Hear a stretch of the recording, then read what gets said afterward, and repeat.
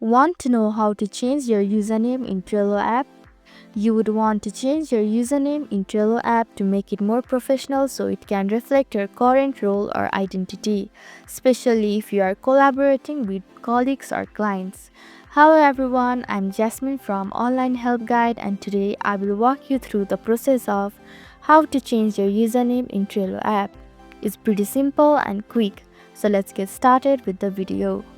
Firstly, tap on the Trello app on your screen. Now tap on the hamburger icon at the top left corner of your screen. Then tap on the settings option. Here search for the general section and tap on the profile and visibility option. Furthermore, scroll down until you see the username option. Finally, tap on the username and write the name you want to replace with.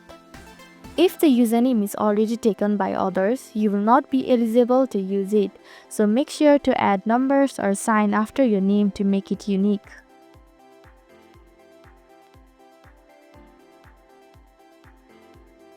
Finally, after selecting your name, tap on the Save button at the bottom.